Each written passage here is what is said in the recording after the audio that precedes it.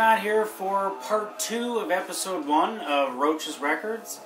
And we're finishing off, well, I went through the collection again, and I'm not going to get through all my soundtracks, and I don't want to bore you with all of them. So I picked out another selection of them. I'm going to try to be faster this time. Well, maybe not talk faster, but get through them faster, because I know the last one might have drug on a bit. So here we go. Ghostbusters. Hells yeah. Glow in the Dark, 30th anniversary. It's a 10-inch single. Side A is the album version and an instrumental version. Side B, an extended version and a dub version. So if you want to have those glow in the dark Ghostbuster parties, this is the one to have. It's really good, actually. Another ridiculously awesome soundtrack, of course, is Beverly Hills Cop. Now, most people are going to know the Axel F song. That's the one that everybody remembers. But there's things on here from Patti LaBelle, Shalimar, Pointer Sisters, Glenn Frey, System. It's actually a pretty good album, and I just saw that one of the producers is Jerry Bruckheimer. How did he not screw this film up? Because he was good till about 98, and then things fell down. Anyways, Beverly Hills Cop. Awesome record. This one.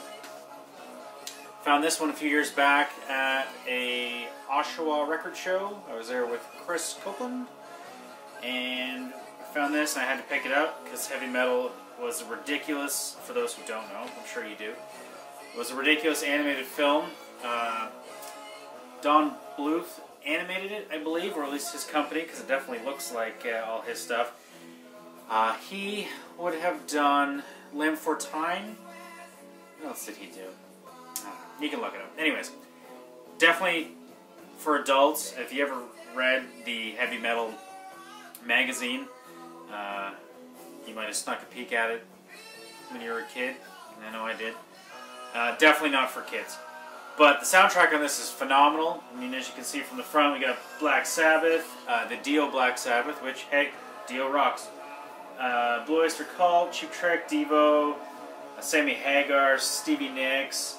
The Stevie Nicks song is actually, I like, what the heck's it called? Blue Lamp. The Blue Oyster Cult song, Veteran of the Psychic Wars, which is on one of their albums. It's a great song. The title track, Heavy Metal, by Sammy Hagar, phenomenal. It's a good soundtrack. It's a double album, too. This one, Batman. Another great one. This was a gift from Chris as well. It's basically a Prince album. If you don't remember 1989's Batman, it's almost all Prince. There is some Sheena Easton on it, but definitely Prince heavy. Just the black vinyl on that. The sleeve has some photos and liner notes, and the back has some lyrics. Do the Bat Dance. Phenomenal. Terrible. It's good. It's real good. Back to the Future.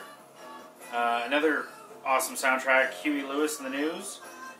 Power of Love was a huge hit that came out, or came off this album. What else we got? Back in Time, another Huey Lewis and the News. This is kind of an interesting album. I guess some of them did it back then like this, maybe some now. It's got like actual licensed songs, but then they've also put on some, like they've got the theme from the movie by Alan Silvestri, the orchestra. So it's pretty cool. There's some pictures on the back. Of course, you know, the big, not a sticker, but the big thing showing featuring the Power of Love, because it was a huge song. Awesome film. Speaking of awesome films, Mad Max Beyond Thunderdome. Now, I picked this up thinking it was the entire soundtrack. It's actually not. It's basically an EP. Awesome gatefold though, lots of images from the film, some liner notes with the lyrics. Basically, it is 3 songs on side 1, or 3 tracks, and 3 tracks on side 2. So the big one being We Don't Need Another Hero by Tina Turner. One of the Living, performed by Tina Turner. And then most of it's just, the rest of it's mostly just the music from the album. So it's only 6 tracks, but I had to have it. This was actually the first Mad Max film I ever saw. My dad had it on VHS. Fell in love with it, loved it. Up next, Jaws. Now I had this debate a while ago. I got Jaws and E.T. on Blu-ray. I was trying to decide which movie's better. I think Jaws is. I know E.T. made a boatload of money, but I don't know. Watching both of them, Jaws is so good. It's so good. I'd forgotten how good it was. Go back and watch it if you haven't seen it. Get the Blu-ray. It's phenomenal.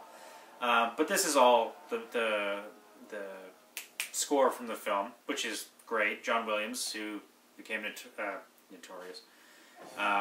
Well known for doing this, a lot of the soundtracks for Spielberg and Lucas and so on and so forth. So fantastic. They're re-releasing this. I don't know when, but it is coming out this year. So if you can't find it, you should be able to find it. If you can't find it, I know it's coming out probably in a 180 gram vinyl. Speaking of that, Big Lebowski soundtrack. This is again, if I say Record Store Day and it's Black Friday or vice versa, I'm sorry, it's one of those. I think Black Friday, maybe Record Store Day. Anyways, this came out last year. It doesn't have all the music from the album. They didn't get any of the CCR, which is kind of weird because it goes on about his Creedence tapes all the time in his business papers. But this version, some White Russian White. And look, I know the colored vinyl is a gimmick. I get that. It's still cool. I still like it. I know it doesn't sound any worse or better. Although, get me started. I'm not even going to get into that. I said worse, and you know, I know there's some people that think the colored vinyl sounds worse. So let's not go down that road. I like the look of it. The album sounds good to me. But this one's got like it's. I remember making a mix CD of this soundtrack after I saw the film. Like, Kenny Rogers in the first edition just dropped in to see what condition my condition was in. It's a phenomenal song. What's the other one I'm thinking of? Man and Me, Bob Dylan. Phenomenal song. The one that always surprises me, well, the Gypsy Kings Hotel California cover is really awesome. But Townes Van Zant's Dead Flowers cover is really good. So it's a good album. There are some weird tracks in here. A lot of the stuff that Maud listened to when she was meditating. Kind of messed up. Top Gun. Bought this, $9.99, sealed, like 2 years ago. Yeah, I win. I probably don't. It's probably not worth that, but whatever. Kenny Loggins, king of the 80s soundtrack. You got Danger Zone on here. You got Hot Summer Nights by Miami Sound Machine. Playing with the Boys, more Loggin. It's got the Top Gun anthem. It's got Take My Breath Away by Berlin. And this, I don't care. You know, you can laugh at all you want. This was a phenomenal soundtrack. It sold like bananas. And the songs are catchy. And you know what? I like the film. I know Tom Cruise is crazy bones, but this film alone I could watch just for Iceman. It's awesome. Some Kind of Wonderful. I'm going to say it. My favorite John Hughes movie, although not directed by John Hughes. Produced by John Hughes and written by him. I know, blasphemy. But I totally, when I was younger, watched this and fell in love with Mary Stuart Masterson. I don't know if it was that tomboy look, but this is actually an interesting one. I picked this up a couple months ago. It's a promotional copy, so we'll say I didn't buy it. Say it was gifted to me, so I don't get in trouble by whoever, whenever. So it's got some interesting bands on it. The Jesus and Mary Chain, the March Violets, a couple by them. The Apartments, Blue Room, but I mean the music always stuck with me. I've seen the movie so many times, so this was great to pick up. This one is another one, Risky Business. I know, more Tom Cruise, but this one, holy god dang, this movie haunted me with the soundtrack. That music that plays, and you'll know what I'm talking about, in the scene with the train, with him and you know her name. Rebecca De Mornay. In that train, that music was so awesome. I didn't know what it was. I was too young to realize, you know, who was playing it, or I could look it up. Tangerine Dream. the majority of the soundtrack is Tangerine Dream, so it's awesome and crazy bonkers. But literally that song that I was talking about is on here as Love on a Real Train, or the Risky Business theme. It's great. There is some Prince, some Jeff Beck, some Muddy Waters, some Phil Collins in the air tonight, but a lot of it is Tangerine Dream. Oh, and Old Time Rock and Roll, because of that scene, Dance in His Underwear, where so many nice people imitated that scene and ruined it for everybody. This one, no idea what it is based on the cover, I'm sure. This is for the documentary Room 237, which, if you haven't seen it yet, I almost suggest stopping this video and going to watch it.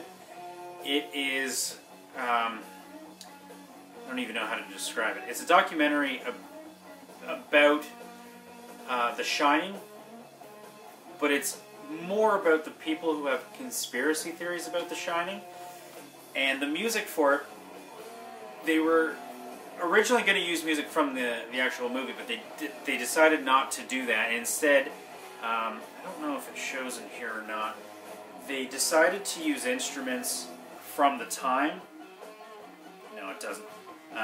It has a poster in it with this cover.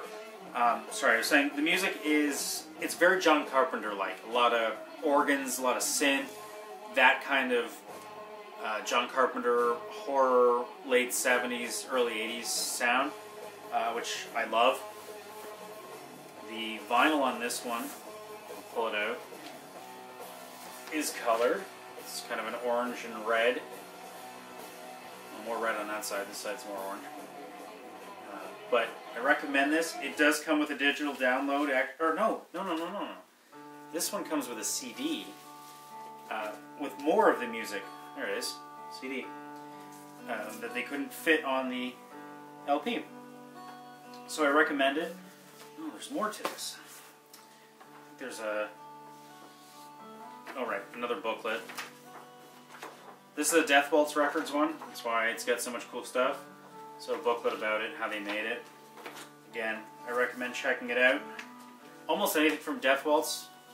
I try not to be buying soundtracks for albums or for movies I don't know.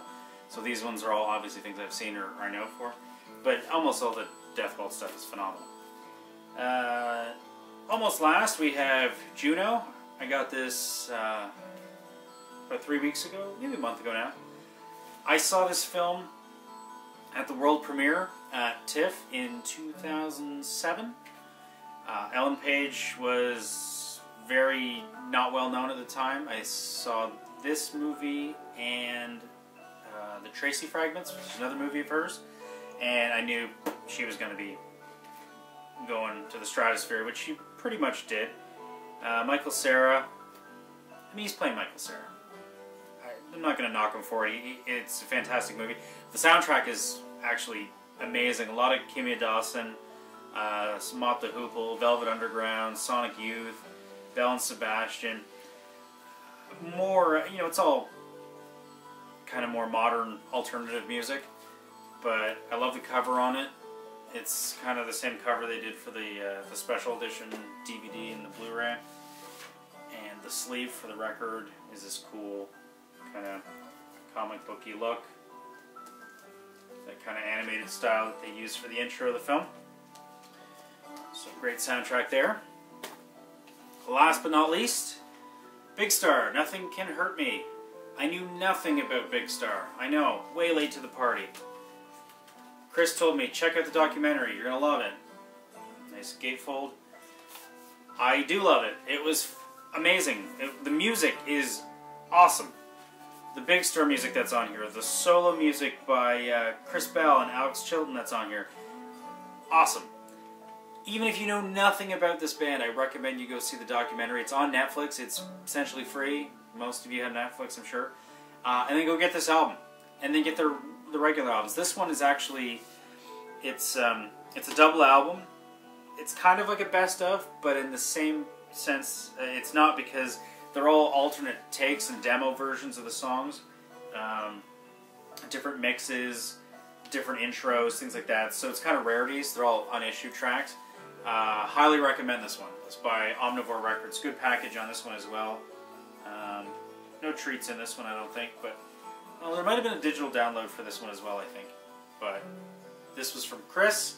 This was for my birthday this year. So I will say on video, thank you, sir, for getting me into this and getting me into the documentary. Big Star. Can't recommend this enough. Go see it and then listen to music. I'm hugely stuck on Chris Bell right now. His stuff is awesome. And you're gonna, you know what, those who don't know who Big Star is, you're gonna know one of their songs because it was played a bajillion times on TV for the intro to That 70s Show, In the Street, although performed by Cheap Trick, who covered it, which is kind of a shame. But that is it for part 2. There will not be a part 3 because I can't talk about soundtracks anymore. That's enough. So until episode 2, whatever that may be, or whenever that may be, I'm going to stop talking because I'm out of breath, and I'll see you later. Thanks.